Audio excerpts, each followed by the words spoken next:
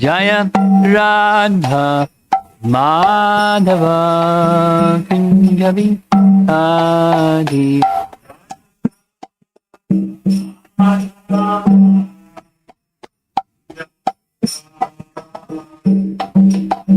Gopijana Balabha Girivara Dadi.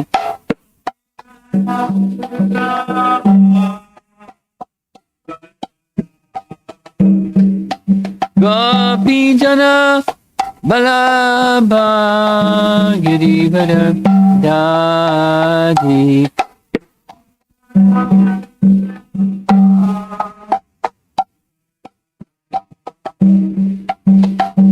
Jasodanandana Brajachanadandana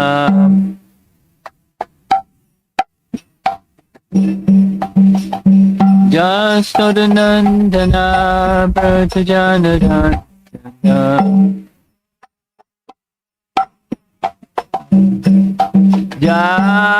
Jamunatira Vanachadi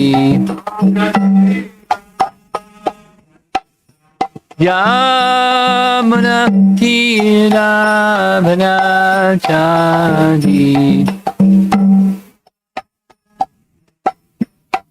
Jaya Radha Madhava Kunja Bihari.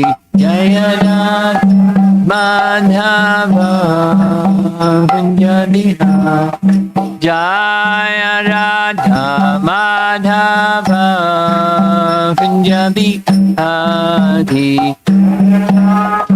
Madhava Kunja Bihari. Gopi Janna Balabha Girivara Dadi. Gopi Janna Balabha Girivara Dadi. Gopi Janna Balabha Girivara Dadi.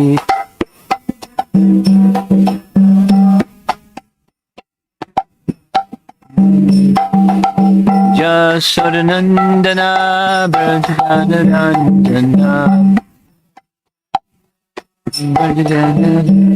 Jasodanandana Brajachanadandana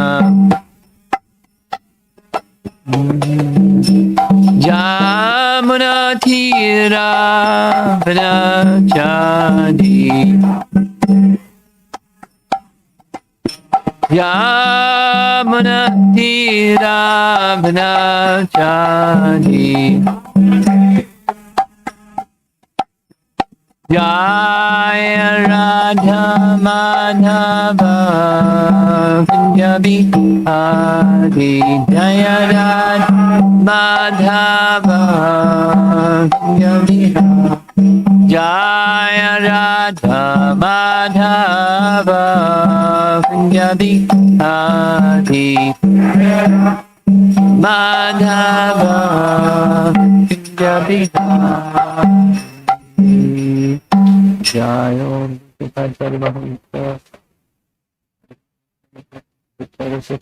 Srimad His Divine Grace Sri Bhakti Vedanta Swami Srila Prabhupada Ki Gaur Premanandi.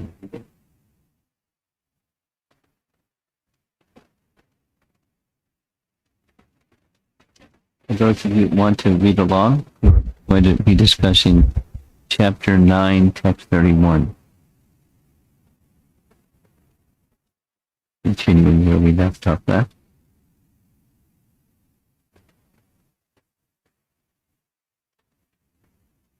Om Namo Bhagavate Vasudevaya. Om Namo Bhagavate Vasudevaya. Om Namo Bhagavate Vasudevaya.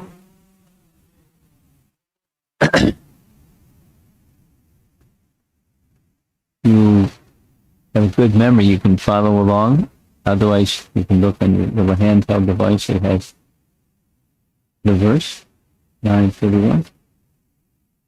Chipram bhavati dharmatma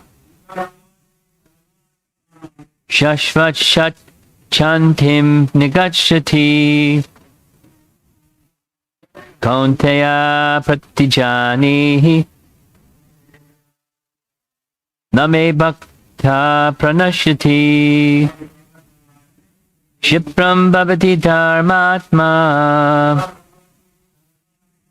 Shashvat shantim nigachati. Kaunteya pratijani.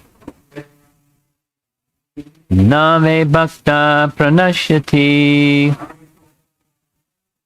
He quickly becomes righteous and attains lasting peace, O son of Kunti. Declare it boldly that my devotee never perishes. And Srila Prabhupada's purport.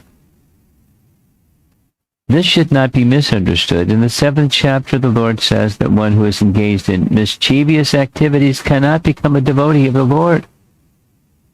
One who is not a devotee of the Lord has no good qualification whatsoever. The question remains then, how can a person engage in abominable activities, even by accident or by intention, be a pure devotee? This question may justly be raised. The miscreants, as stated in the 7th chapter, who never come to the devotional service of the Lord have no good qualification, as stated in the Srimad Bhagavatam. Generally, a devotee who is engaged in 9 kinds of devotional activities is engaged in the process of cleansing all material contamination from the heart. He puts the Supreme Personality of Godhead within his heart, and all sinful contaminations are naturally washed away. Continuous thinking of the Supreme Lord makes him pure by nature. According to the Vedas, there is a certain regulation that if one falls down from his exalted position, he has to undergo certain ritualistic processes to purify himself. But here there's no such condition, because the purifying process is already there in the heart of the devotee due to his remembering the Supreme Personality of Godhead constantly. Therefore, the chanting of Hare Krishna, Krishna Krishna, Hare Hare, Hare Rama, Rama Rama, Hare Hare should be continued without stoppage. This will protect a devotee from all accidental fall downs. He will thus remain perpetually free from all material contamination.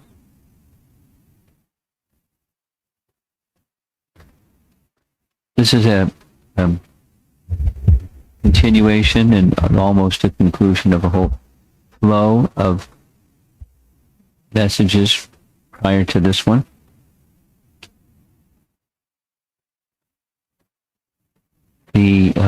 The starting point, one way to think of the starting point is this Yad Karoshi Yadasnasi Yat Jahosi Dadasi Yat verse.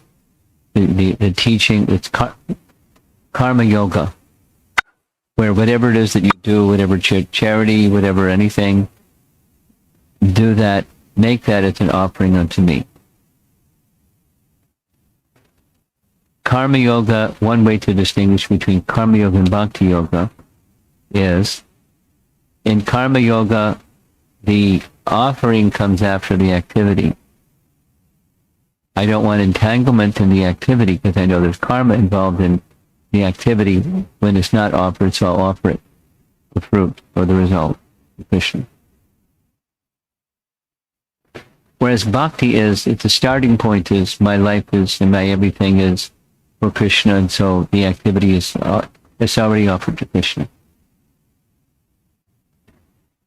But supposing one isn't at that stage yet of consciousness or purified state of mind, because there's mixture of modes of nature and mixtures of attachments to the mood of being the enjoyer, and I'm trying to free myself from that mood of being the enjoyer, so I do this offering of the results to Krishna.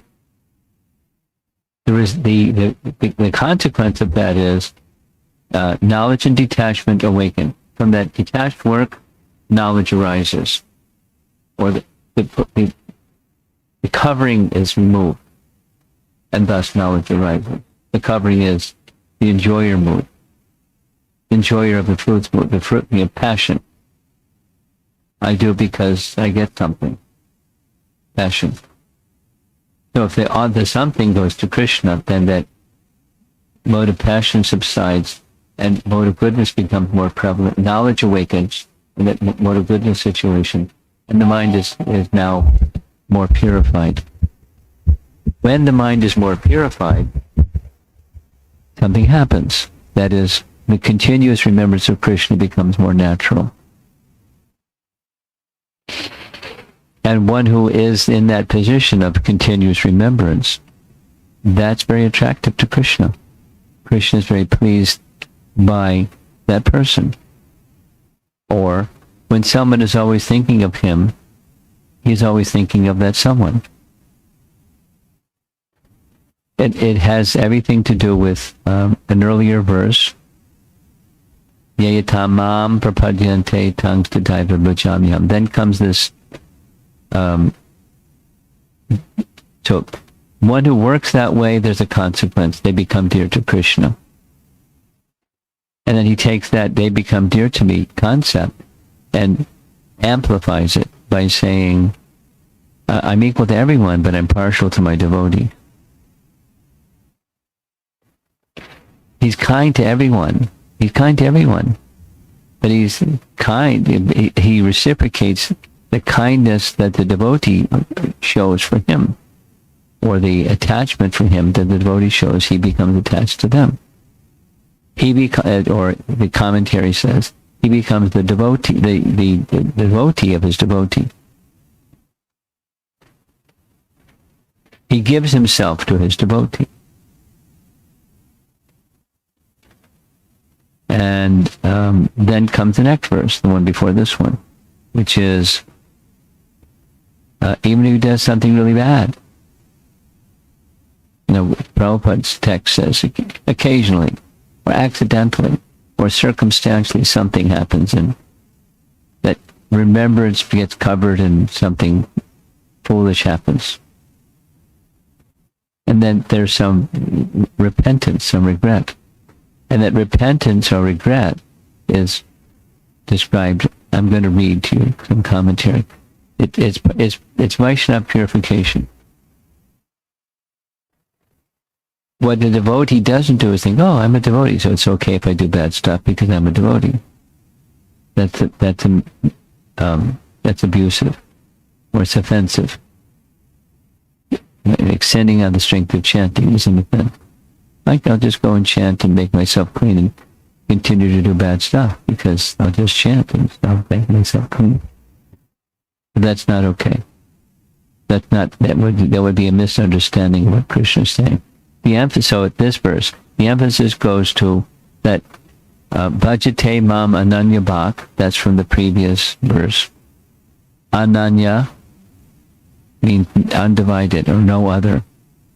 Anya means other. And ananya means no other. They have no other shelter but me. So one who has no other shelter but me, and there's some occasional something that happens that's untoward, that person, mantavya, I consider saintly. And then this verse, he's admonishing, don't think otherwise. And how is it that he's considered saintly? Because he's thinking of me, and that's the means of purification. The means of purification of his thinking of me means I think of him. And because I am the supreme pure, I purify. Kshipram bhavati dharmatma. I get in there and correct the situation. Why do I get in there and correct the situation? Because he's thinking of me. And I am the supreme pure. Let me read. The way that the audiences of Baladev Vidyabhusan and Vishwanath Chakravarti Thakur, they're the two primary acharyas. There are many, of course, that comments on Bhagavad Gita, but these two are primary sources. Prabhupada dedicates his Bhagavad Gita commentary to Baladev. And there's reasons, but I won't go into those reasons. So Prabhupada is speaking the same points to a different audience than they were speaking to. But the principles don't change if the audience changes. But the way that you express may change. Let me read what Baladev writes, and then Vishwanath writes. It's interesting. That's why I want to read it. So the translation is the same. Then there's a verse that's quoted from the Katha Upanishad. That's Shruti Shastra. That's very strong evidence. And the Katha Upanishad says, he who has not given up evil deeds, who is not peaceful or in control of the senses or mind, cannot attain the Lord, even through knowledge. Katha Upanishad. So that's then referring to that verse. A person may doubt. He's taking on the doubting, the Purva Paksha. The person that may say, wait a minute, here's this verse from the Upanishad, so how can you make this statement? How can you then consider them proper if scriptures condemn such sinful persons? Response. This statement you have quoted concerns persons whose very nature is sinful. But the person who exclusively worships me, this Ananya Bhak from the previous verse, is purified of his incidental sinful acts by me, the Lord of all beings, who am most purifying, because I hold that devotee in my mind, because they hold him in their mind. Yayatama prapadyante. And that's the purifying agent for that person that has done something wrong. He then very quickly becomes steady in proper conduct, dharmatma. Here's key.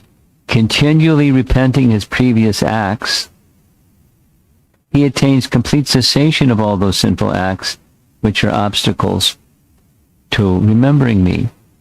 How does he overcome them? Because Krishna cleanses it. He restores the person to the rightful position. Why does he do that? That's the previous verse. They're very dear to me. I hold them very dear to me. Why? Because they're devoted to me in a very special, consistent, strong determination way. Doubt. Oh, the smartest will not consider such a person proper. He has not performed atonement rites. What's a smarter person? It's a person who doesn't, they live by the rules. The essence of the rules is not what they live by. They live by the rules. And the rules are everything, and you follow the rules, and that's it. That's a smarter person. Now, there's nothing we should follow rules. But the purpose of rules is to reach an essence, but if the essence isn't captured, there's a teaching by Rupa Goswami. Some of you probably know it because it's in Nectar of Instruction. One of the causes, Shadbir Bhaktir Vinashati, one of the things that Vinashati, that destroys bhakti, is not following rules or following rules without understanding the purpose behind them. Following rules without understanding the purpose behind them destroys bhakti. Because bhakti is not just rules. There's rules. But it's not just rules. There's a purpose behind the rules. So that's what is being spoken of here.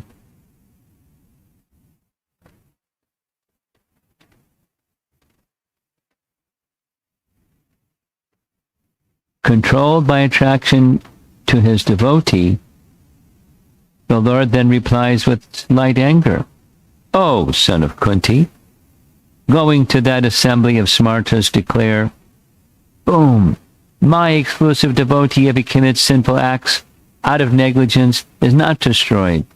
He does not become separated from me and attain misfortune. Rather, purified by me, who am the most purifying, he shines with qualification to attain me." And then you can say, "O son of Kunti," the following, a verse from Canto 11, Chapter 5. This is Narada to Vasudeva and Dwarka, Narada, saying, one who has thus given up all other engagements and has taken full shelter at the lotus feet of Hari, the Supreme Personality Godhead, is very dear to the Lord. Indeed, if such a surrendered soul accidentally commits some sinful activity, the Supreme Personality Godhead, who is seated within everyone's heart, immediately takes away the reaction of such sin, which is the same thing as being said here. And he becomes like a janitor or a cleansing agent. He makes the place clean. Even if what was said relates to the Samartha atonement, which is meant for those following Samartha rules, persons other than my exclusive devotees. But remembrance of me is the most powerful atonement. Now, remembrance of Krishna. Those of you that like to read Prabhupada's books, you know that there's, in nectar devotion, there's some regulations. Some do, some do not. 64 items and 64 do not. And then at the end, Rupa Goswami quotes a verse. It says, the purpose of all these rules is to remember Krishna. That's the purpose. That's the underlying purpose. The one who has remembrance of me, if there's an infraction in the rule, I'll take charge of that. Because they've reached the essence. Going back, it's not, okay, I just have to think of Krishna and do dirty stuff, and it's okay because I'm thinking of Krishna. That's not the meaning. Because they have regret for that mistake. Everybody makes mistakes. He says that earlier in Bhagavad Gita.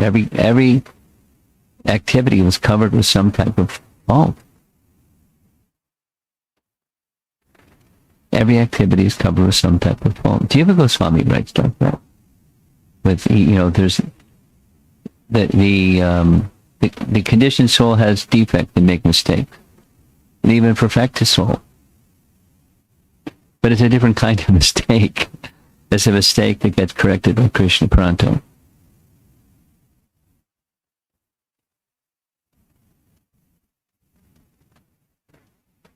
I was just listening to a recording of a class in Bombay.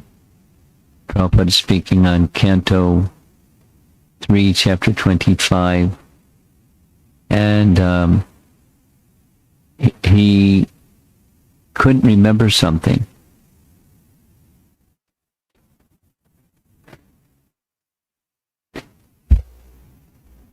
King Anga was the father of Prithu Maharaj, and he was forgetting the name King Anga. So what is his name? Oh, King Anga. Okay, so Jayadvaita Maharaj, on a morning walk with Srila Prabhupada, is recorded in South Africa, in Durban, asked, how should a disciple process it when the spiritual master can't remember a verse or can't remember a name or some detail? How should a disciple process that? Prabhupada's answer. The spiritual master is not super soul. He's not omniscient. And super soul gives remembrance where remembrance is required. So he is surrendered to super soul, and super soul will correct. But don't think that, that perfection, this is the topic, means there's didactic memory. Now one may have it, like Bhakti Siddhanta, didactic memory, but one may not. Sometimes Prabhupada said, I'm getting old, I can't remember. It's just one of those things that goes with age. But, and on the other hand, his recalling of verses was just amazing. Quite extraordinary. But if there isn't remembrance, if there's some apparent mistake, it's not, we don't look at things through that lens. We look at things through the lens as Krishna looks at things. Here's a person who is always thinking of me with devotion. And not just occasionally, but always thinking of me with devotion. They're attached to me. So they're in my thoughts. And I make the correction. I'm in their heart and they're in my heart. I make the correction.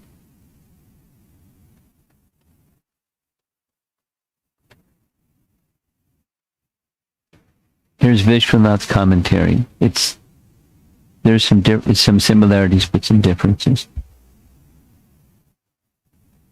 So the verse very quickly becomes righteous, even if he does some abominable thing. Doubt. How can you accept the worship of such a sinful person? How can you eat the food and drink offered by the heart, contaminated with lust and anger? Answer. Very quickly he becomes righteous. The present tense is used and not the future to express the fact that having committed sin, by remembering the Lord he has become repentant and thus very quickly becomes righteous. Oh, how unfortunate I am. There's no one as low as I, bringing bad name to the devotees. Repeatedly he feels completely disgusted with his actions. Or, in the use of the present tense, it can indicate that in the future he will develop righteousness fully, but even right now it exists in a subtle form. After taking medicine, though the destructive effect of fever or poison remained for some time, it is not considered to be a serious condition. Thus, with the entrance of bhakti in his mind, the sinful actions are not taken seriously, and the traces of sin, such as lust and anger, should be considered insignificant, like the biting of a toothless snake. Thus, he attains complete cessation of lust and anger permanently. Shashvat.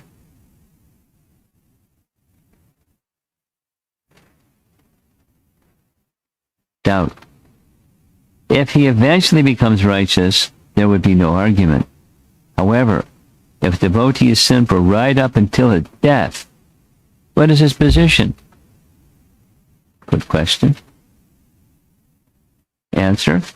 The Lord, affectionate to his devotees, then speaks loudly with a little anger. O son of Kunti, my devotee is not destroyed. At the time of death, he does not fall to a lower position. Oh? But arguers with harsh tongues will not respect this. Krishna then encourages the worried, lamenting Arjuna, O Kaunteya, going to the squabbling assembly with a tumultuous sound of drums. Throw your hand in the air. You should fearlessly declare this. Declare what? Declare that my devotee, the devotee of the Supreme Lord, although committing sin, does not perish, but rather reaches success. Because the success is always thinking of Krishna. Arguments defeated, pride deflated, they should undoubtedly respect you as a guru. This is Sridhar Swami's explanation.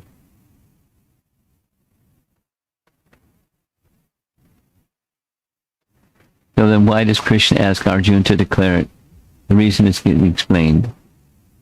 Being affectionate to my devotee and not tolerating even a slight degradation of my devotee, I will under all circumstances uphold the declaration made by my devotee, whereas I can break my own promise and accept criticism of myself, just as in breaking my own promise in fighting with Bhishma. I fulfilled Bhishma's promise. Thus, hearing a declaration from my mouth, the materialistic disputers will laugh, but they will accept Arjuna's declaration as if it were written on stone. Therefore, I have asked Arjuna to make the declaration. And thus, conclusion, one should not accept the statements of the falsely intelligent persons who, after hearing about Ananya Bhakti, even of the greatest sinner, think that this declaration is made by the pure devotee cannot apply in cases where attachment to wife and children, sinful act, lamentation, illusion, lust, anger, and other despicable qualities manifest. This is chapter 9. called the most confidential knowledge, and the most confidential knowledge means about bhakti, and it's about ananya bhakti, undivided devotion, and Krishna holds such a person very dear. Once again, it's not, okay, this is great, I can carry on in mediocre and, mixed, pure, impure activities, and it's just fine because I'm a devotee. So that's not it. That's a misunderstanding. Anyone who thinks that way it's offensive way of thinking. Wrong, and it's offensive. That's why these statements, Krishna is raising his voice with a little irritation. Raise your arms, declare it boldly. You will not be degraded. Because the purification is remembrance, like manmana. And how is one going to be consistently manmana? It's by attachment. You think of that which you're attached to. The miser thinks of his money. And somebody that's attached to something thinks of that's something they're attached to.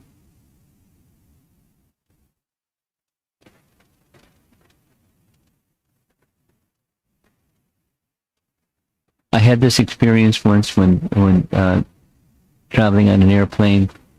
It was a storm was coming in, and the pilot announced, we're going to pull away from the gate, even though we were going to have to sit on the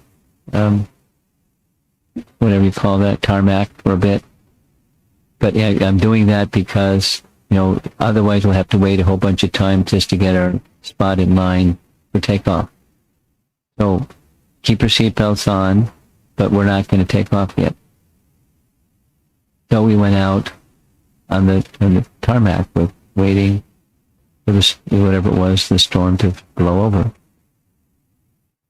And I was in a window seat, and next to me was a Jewish man, and next to him was his wife. And so because we hadn't taken off yet, this was those times you could take the phone out of the back of the seat, and he's calling his friend, this stock, that stock, the other stock, buy some of this and sell some of that. As soon as the plane landed, how did it go? So what was he thinking of during the flight? It's not wrong, but it's an indication of what you're attached to is where your mind goes. For those who are constantly thinking Krishna, it's possible when there's some attachment. And how is it possible unless there's some detachment from the other stuff? Because if there's attachment, going back a few verses, if there's attachment to other stuff, then there's the procedure that you offer the results of that stuff. Your involvement with things of this world in sacrifice to Krishna. Karma yoga. And gradually it becomes nishkama karma yoga. And then gradually that becomes bhakti. Especially through devotee association, it becomes bhakti. That's the topic of chapter 9. And one who has become such a devotee, declare it boldly. Arjuna, my devotee will never perish. And I will, Kshipram bhavati dharmam, I'll quickly restore his situation. Personally. Personally.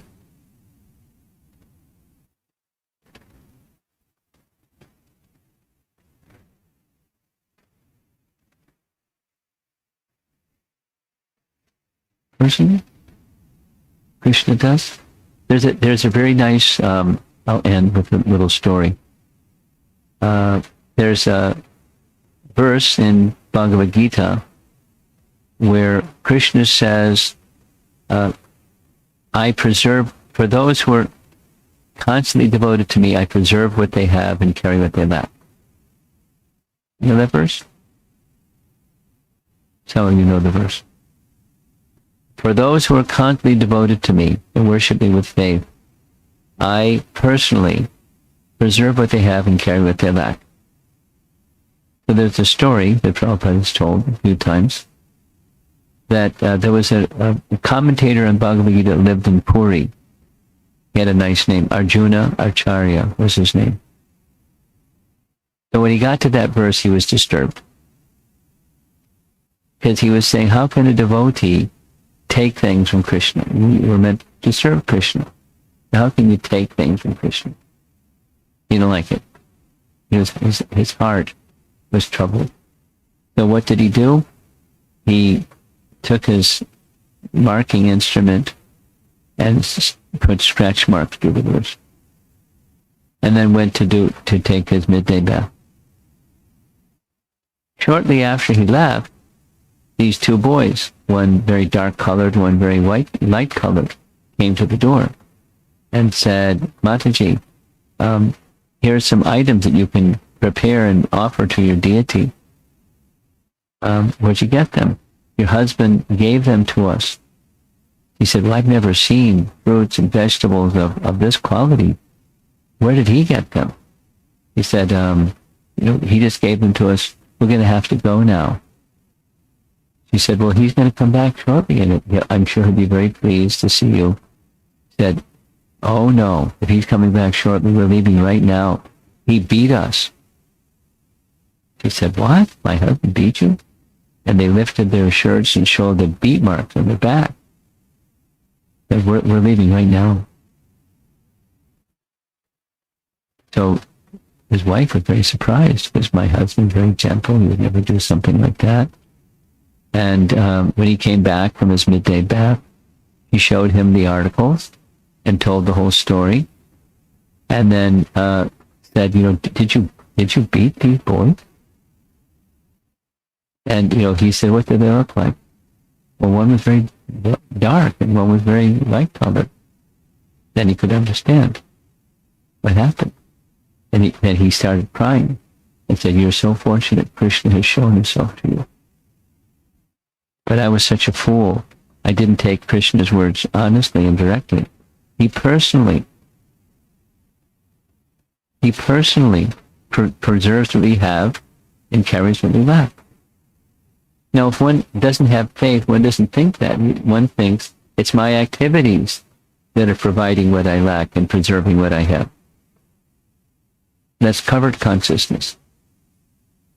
But devotional consciousness says Krishna carries what we lack and preserves what we have. And we're just serving him. That's the devotional move. And one who thinks like that, back to this verse, if there's some slip, Krishna will correct it. Personally, he'll correct it. Would somebody be, smart, or some moralist might say, well, wait a minute, how can you accept service from such a person? And Krishna doesn't like that kind of an attitude. Because I hold them very dear, that's why. I'm the purifying agent. I will purify them. I'll purify them because their thoughts are always with me. And therefore my thoughts are always with them. And I'm the purifying agent. I'll purify them. That's how it works. If it's not it's offensive, it's a mistake, and it's offensive to say, well, I guess it's okay. I can continue making mistakes, and it's quite okay because I'm trying to be a nice devotee. We don't feel that way. That's a wrong way to take what's being said. But if the purification does come, and it's quick, Chipram Bhavati Dharma, very quickly, because Krishna is the purifying agent. Why? Because of the devotion that one has towards him, which goes back to the other verse. I hold such a person very dear to me. I'm partial to them. I'm neutral to everybody and partial to my devotee. Because they're partial to me. We just have to become partial to Krishna. And devoted to him. And attached to him. And will be delivered. Swift Dharma. Okay, so there's our Bhagavad Gita passage. 9.31 Bhagavad Gita.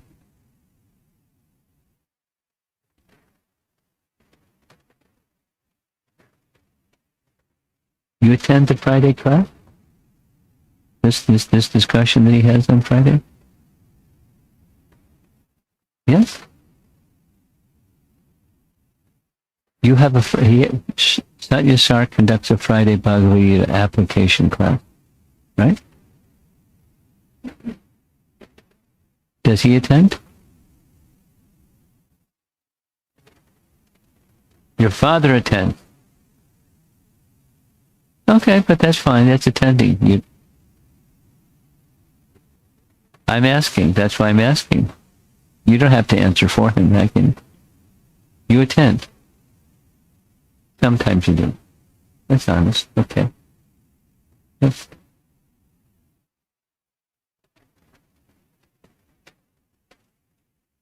I see. Okay. Because of school or?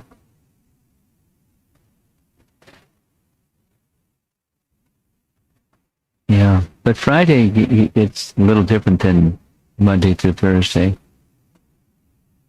Yeah.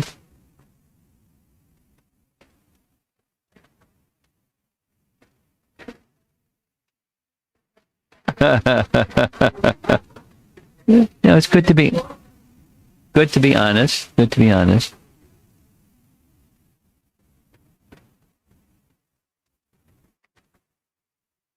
The things that you can, and this is encouragement to attend, the things that you hear, and to whatever degree there's understanding, there's both, just hearing, but even further of understanding, then it's something that kind of sticks, kind of stays with you. Stays with you.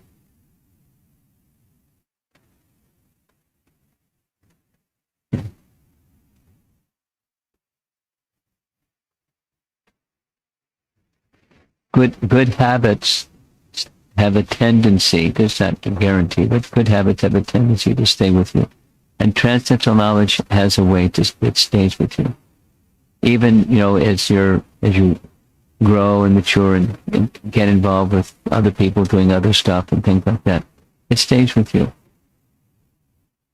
Understandings and values stay with you. So it's good if you can attend. If you can. Any comments or questions? Yeah.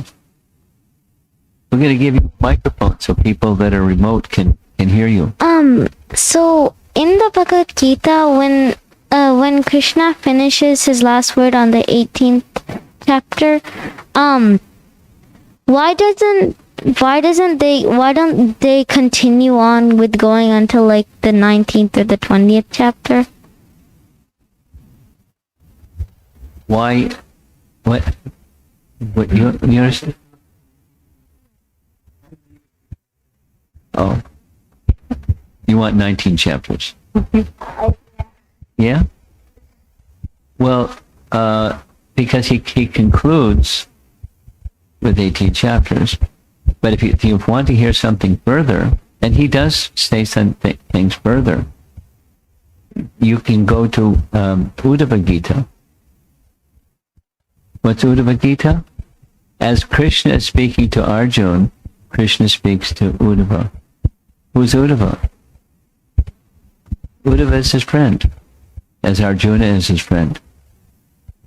Arjuna is Krishna's cousin, right? Yep.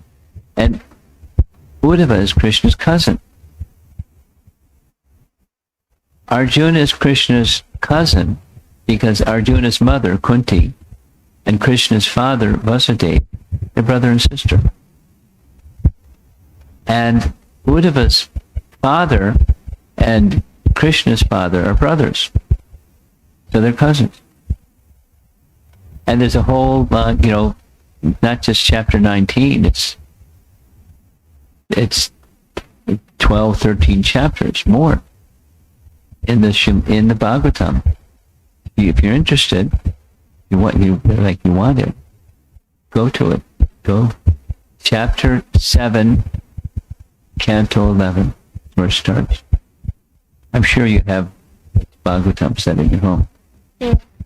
No, it's a little, it's not different, but it's a little more elevated, it's a little more comprehensive, but it's nice. Okay. Okay? Yeah, thank you.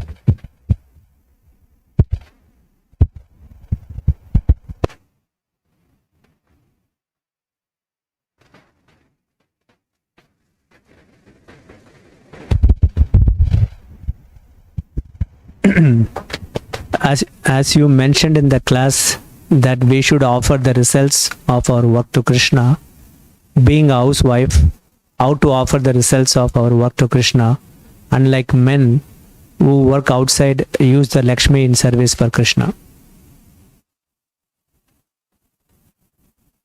The principle doesn't change whether you're inside or outside. The question is how to, but how to doesn't change inside or outside.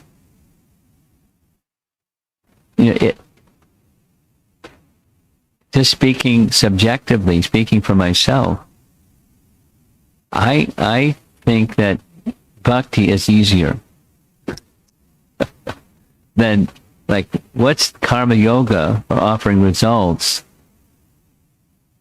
That's not bhakti, or is a preliminary to bhakti as opposed to bhakti.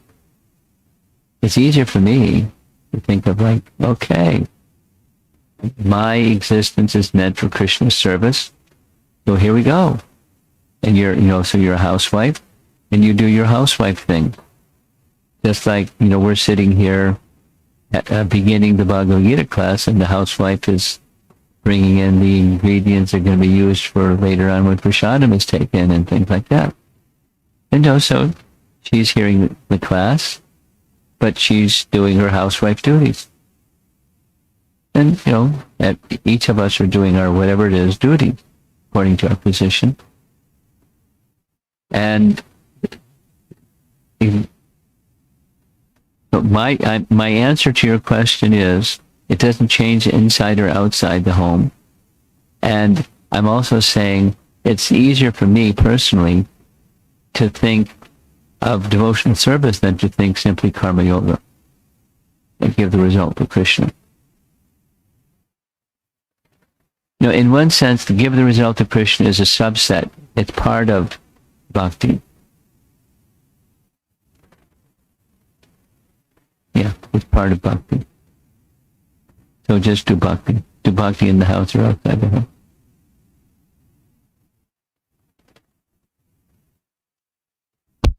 Hare Krishna Maharaj, please accept my humble obeisances. Maharaj, so this verse says it's at the for a pure devotee, right? If we are not a pure devotee, is the statement still applicable, or is it, to what degree it is applicable? That is, that my devotee will never perish statement.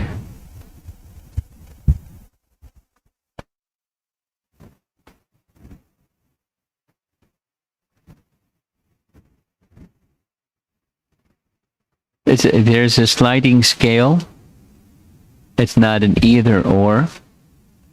Either you're a pure devotee or you're not a pure devotee. If you're not a pure devotee, you're gonna get spanked if you do bad stuff. You're held responsible for your bad stuff. My understanding is that the correction, the principle doesn't change. Pure devotee, not pure devotee, yet. There's purification. It's still taking place for one who's not yet a pure devotee.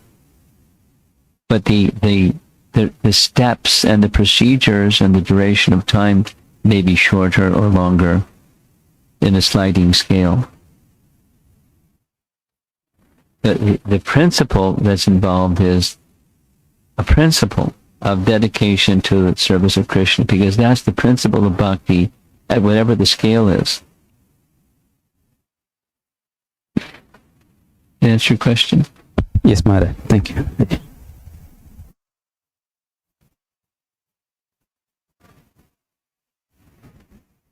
We've got a microphone for the online people. I can hear you, but they can't. Okay. So what is bhakti and what is devotee? Okay. Like, I want to know that. Okay. A devotee is one who does bhakti, so let's talk about bhakti. This one who does bhakti is a bhakta. Bhakti definition is the principal characteristic of bhakti is wanting to please Krishna. The Sanskrit is anukulyena krishnanushilanam. Shila means behavior. Anu means to follow. Anushilana means following. Following whom? Following those who anukulyena Krishna. Their intention, their heart, in their heart of hearts, they want to please Krishna. Anukulyena. And the object is Krishna.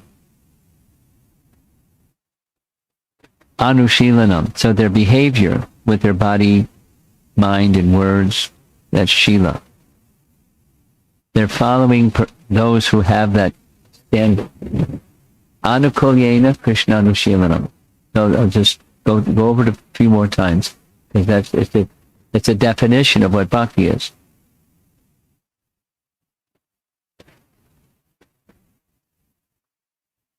In my heart of hearts, I'm not there yet, but in my heart of hearts, I want to come to the stage where my everything is pleasing to Krishna. I'm not there yet. I'm sometimes thinking other thing. But in my heart of hearts, that's there. And so I'm striving with the sadhana stage. I'm striving towards. That's the anu shilanam. You're following the path given by great souls and striving to come to that standard. I'm not there yet. So sadhana bhakti is part of bhakti. Because sadhana will take you there, if that's what's in your heart. So that's what bhakti is, and a bhakta is one who lives their life that way, cultivating that principle. Then there are things that are helpful and things that are detrimental. So we're concerned about the things that are helpful, and we're concerned about the things that are detrimental.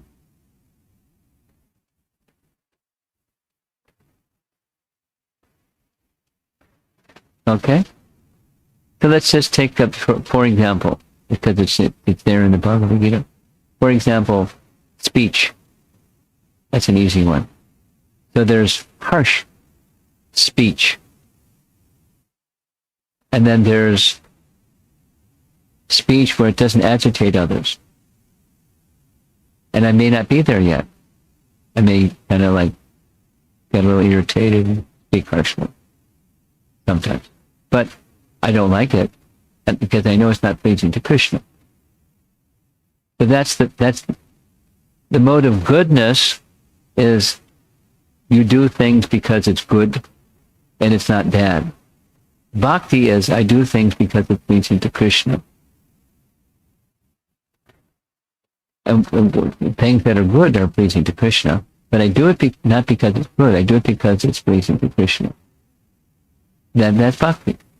And a bhakta is one who strives to improve the quality of their speech to be pleasing to Krishna, to attract the all-attractive Krishna. Although I don't have qualification, he's all-attractive. Let me try to please him by my speech. And that way I can control my tongue, at least the speaking part.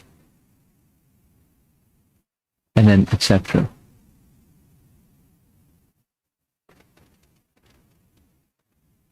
And there, because I've said it 4 times, here's the 5th time. It's quite okay that I'm not there yet. Because I'm accepted in principle. That's how I'd like my life to unfold. And I'm taking those things that are such as sadhu sangha. I'm taking sadhu sangha because it'll help me get there. And when I have sadhu sangha, I'm very careful to not be disrespectful, make offense. Even in situations like this, where there's some bad behavior, bad behavior, but you're a devotee, right? Because you're trying to be, so you're a devotee, you're a bhakta. And I see this mistake. And not only that, I see a really bad mistake. Sudurachara. That's the previous verse. And now how am I, how little old me, supposed to regard that person? Because it happens when we come together in devotee association. We start to see that they're less than perfect, these people. And I have this expectation they've got to be perfect people, and they're less than perfect.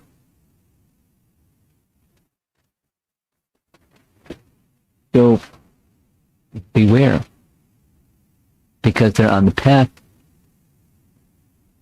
Here's I'm over answering your question, but there was an exchange. Trying to recall. Yeah, a lady wrote a letter to Prabhupada. Swamiji, you're wonderful, this and that and the other thing.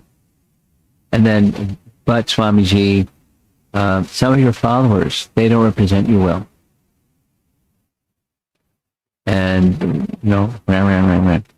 Then, but Swamiji, I really like reading your books, and, you're doing wonderful work to help lift the world. Prabhupada to the lady, thank you very much. It's all the mercy of Krishna. And as far as my disciples that don't represent me well, please regard them this way. They understand that they're not clean, and they're standing in the shower and they're trying to make themselves clean. Think of them that way. And again, thank you very much for all your kind words. But he knew, but he wanted to give us the cleansing process to become qualified bhaktas. And that then sadhana is to help us get there. We're not there yet. So don't criticize others and don't beat yourself up because you're not there yet. Just stay on the path of getting there in association of those who are very, very sincere about trying to get there. Then you're the bhakta category.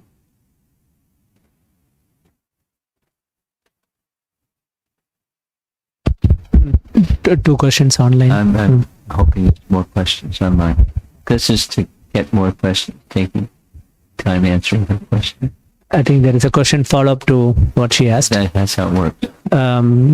A difference between nishkama karma yoga versus bhakti yoga, as a follow-up to what Maharaj is saying. But the person wants to know what's the distinction. Well, there's a few distinctions. Commonly, not always, persons that are engaged in nishkam karma yoga, their interest is liberation. That is to say, they don't want bondage. So the sakam karma yoga is I still have desire.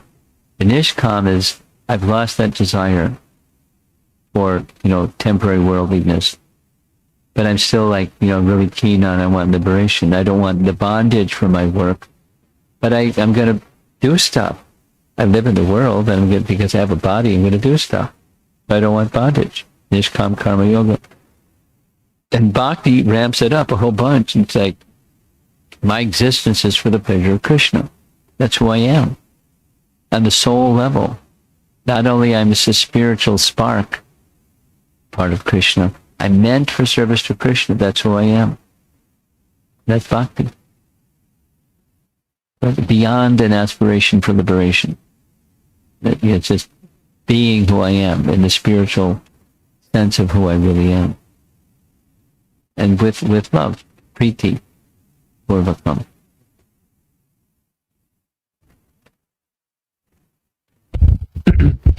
Maharaj, how to enrich the association if we have friends that are not in Krishna consciousness but still very dear to us. How to associate with others or increase How association? to enrich the association? Encourage? Enrich. Enter into? What's the word? How to Enrich. enrich. How to enrich association with others who are not yet bhaktas? That's the question. Well, it depends.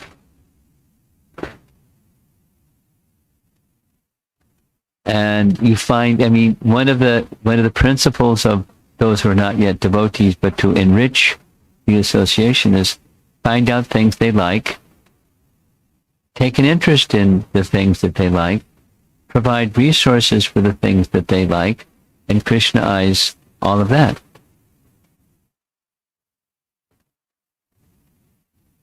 And how do you Krishnaize? Well, it depends on you and them, and the thing that they have interest in.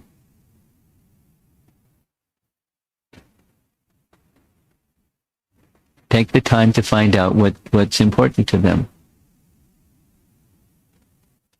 Try to understand the other person from their perspective, their shoes, and then take interest in what they're interested in.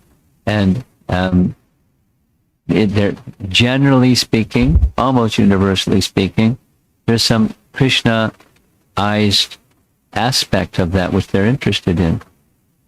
And so introduce them to the Krishna-ized thing that they're interested in.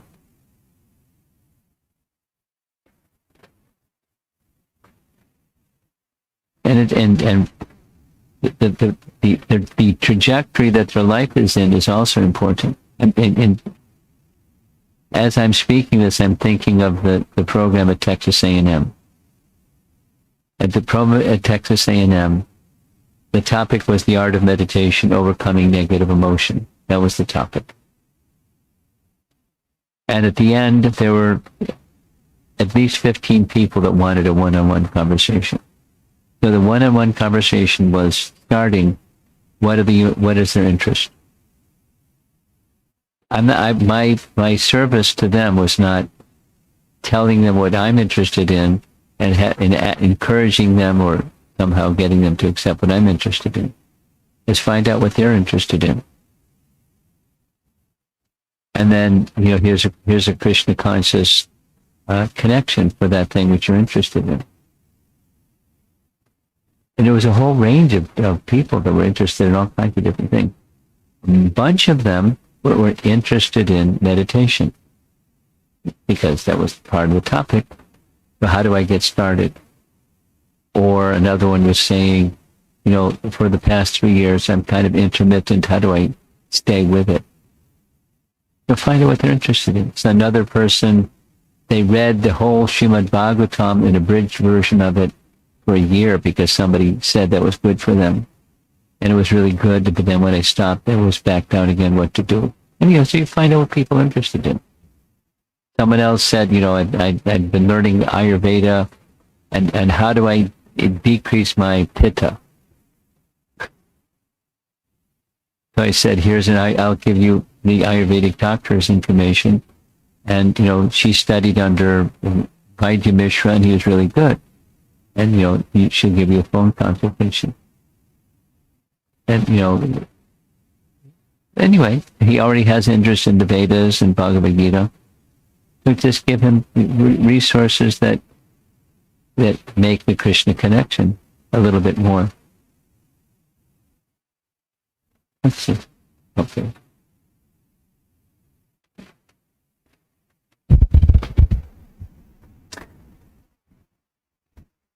Another question. Does offenses are part of Sudurachar? I am thinking of some examples from scriptures which comes under the category of Sudurachar. Could you please share some? You want some examples of Sudurachar? Snehali. Oh, stealing, murdering, stepping on, people.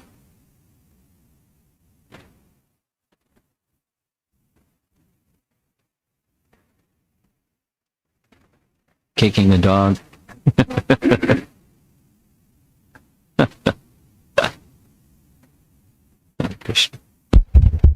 question. Does the Jnana Yoga practitioners need to take renunciation, or is it a part of Bhakti Yoga as devotees also need to cultivate knowledge? You're shaking your head, so am I. So I think there are two parts to this question. Let's break them. Jnana Yoga practitioners need Jnana. to... Gyan. Not Dhyana, but Jnana. Jnana. J. Yes. Okay. Practitioners need to take renunciation or not? Well, their path of cultivation of Jnana is a path of renunciation, detachment. It's not possible without it. It is part of Jnana Yoga is renunciation, detachment. Right. Or is it a part of Bhakti Yoga? Is what a part of Bhakti Yoga? The renunciation part of Bhakti Yoga, as Sure, devotees also it need is. to cultivate knowledge. Sure.